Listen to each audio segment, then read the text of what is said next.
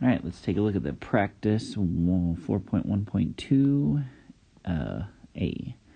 So, Brian recorded the number of commercials played during two types of television shows, an educational documentary and a primetime drama. Both types of shows lasted 1 hour, including commercials. He recorded the number of commercials for 10 episodes of each type of show. Use Brian's tables to solve the problems. So, determine which measure of center we should use. So, that means, are we doing the mean, which we can write as x bar, or the median, which we'll just write as m. Okay, so let's find both of them just to get a feel for what we got going on here. Okay, so remember, the mean is adding them all up and dividing by how many we have. So when I add up the educational documentary numbers, we get 232, which then we divide by 10, and that gives us 23.2.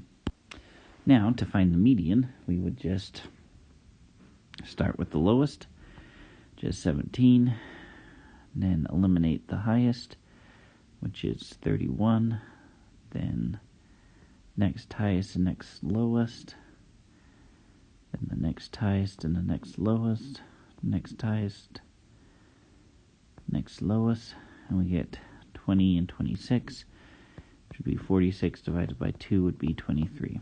So, mean of 23. So, pretty similar. Okay. Then we do the same thing for the primetime drama. So, we add them all together and we get 341, which we divide by 10, giving us 34.1. Then finding the mean, again, we take the smallest number, which looks like 27, and the highest, which is 41. Next highest and next smallest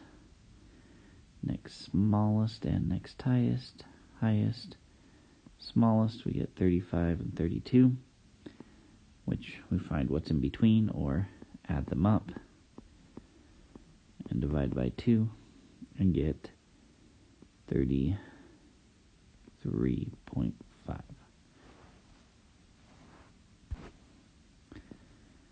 Alright, so it's kind of what you would, determining which one you want to use kind of depends. I would probably go with the average, just because if we have one that's, none of these really had one that was like super high that would throw it off. So I think the mean would work just fine. Okay, so we calculated the measure of both of them. Let's do the interquartile range instead of the mean absolute deviation, which means we should have done a little bit better here. Okay, so we had a 41, 40, right?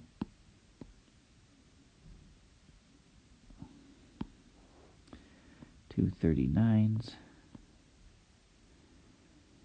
and a 35 and a 32, which the median was right there. Then a 30, right? Cross these back out.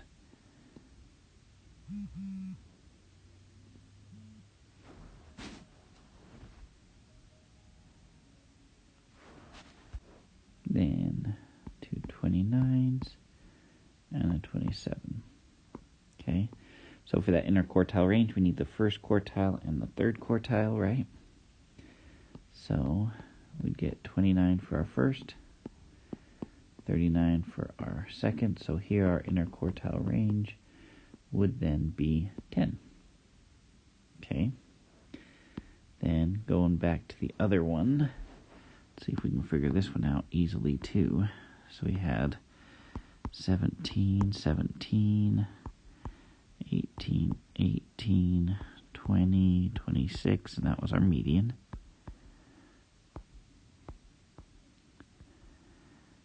27, 28, 30, and 31. Is that it? I think that was. Yep, that'd be 10. So third quartile of 28, first of 18, so inner quartile range of 10 as well. So how do these similarities and difference? Well, their inner quartile ranges are the same, right? Both 10 away from each other. Okay. Seems kind of like overall they have a similar spread to them with that inner quartile range, and even I think if we look at their lowest to highest, very similar. So the variability would be pretty similar. And then just, prime time is quite a bit higher than the other one in both measures of center. So a much higher measure of center, but kind of similar in everything else. Okay? All right, the number of elementary school students who ride the buses for 2 Springfield schools are listed in the following tables. Use these tables to solve problems 5 through 8. So, determine the max, min, first quartile, median, third quartile of each set, then create a dot plot for each one. All right, so first thing we want to do is put them in order. So, 16, 17, 20, 34, 36, 37, 41, and 47. Okay, so school number 1, right?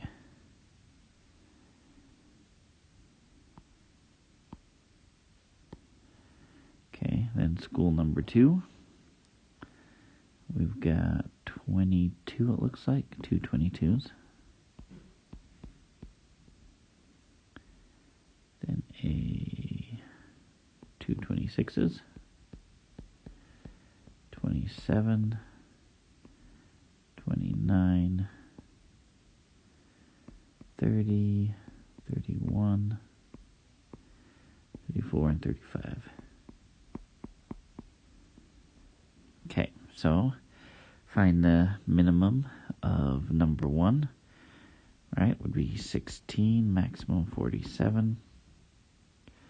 Okay, median, 1, 2, 1, 2, 1, 2, 1, 2. So in between 34 and 36, which would be 35, right? Then between 17 and 20 would be 18.5. And you could add them up. 37 divided by 2 would be 18.5. And same with these. Between 37 and 41 be 39.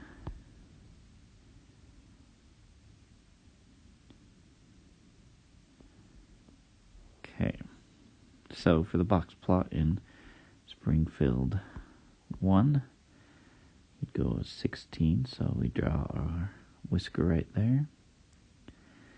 Then our first quartile is 18.5, so right there. Median is 35, so clear up there. And 39 for our third quartile. And first to third quartile makes our box, right? Then the whisker to the lowest and the whisker to the highest, 47. Okay, now let's do it for our other one. So minimum of 22. So I draw a line at 22, right, for Springfield number 2. Our maximum is 35. So right here at 35. Then 1, 2, 3, 1, 2, 3, 1 and 1. Between 27 and 29 would be 28 for our median. Be 28 right there. Then first quartile would be 26. And third quartile would be 31.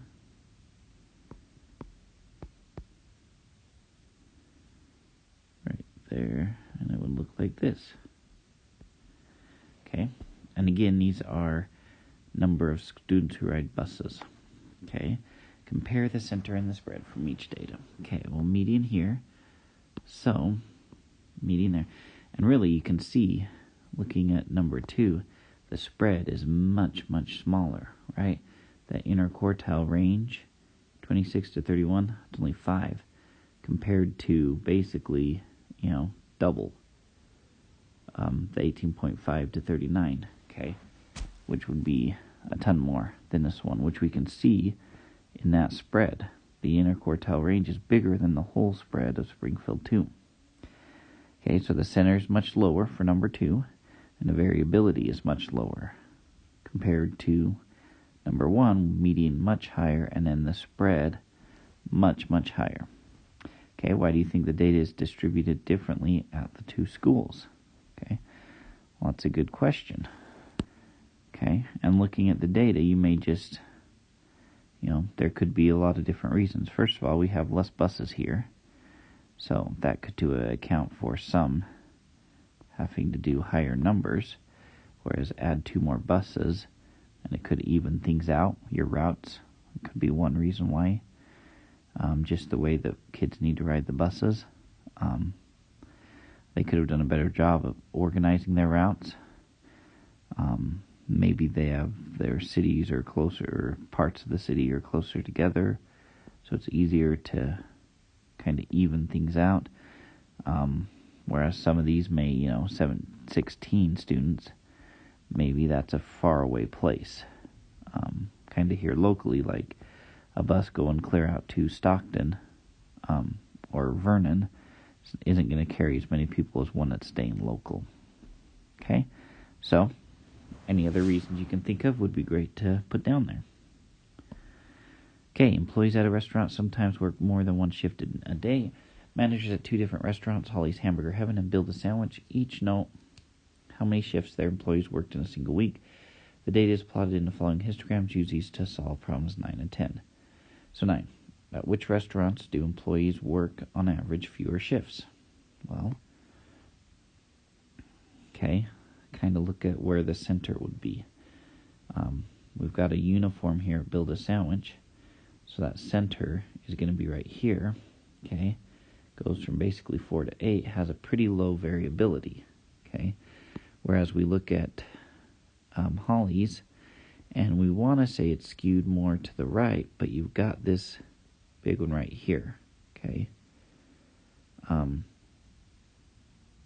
that's kind of separate from the rest, which is going to pull your center up a little bit higher, but it's still going to probably be lower than, probably be closer to right around there, than the Build a Sandwich, okay, and kind of a higher variability. But if you'll notice, the majority of their data, or at least a big part of it, is there to the left, so I would say the ones that work fewer shifts would be Holly's Hamburger Heaven.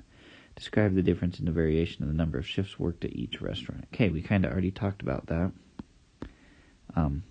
Is that you get a lot of variation here. It's not so standard, like one that only did 1 shift, 9 employees that did 2, okay, 5 that did 3, 4 that did 4. Half the data probably is less than 3, whereas that 8 really right here is what really kind of throws off that variability, honestly. Whereas Build a Sandwich is much more uniform, much more together, and just kind of, I think that's really all you want to say about it. All right, there we go, guys.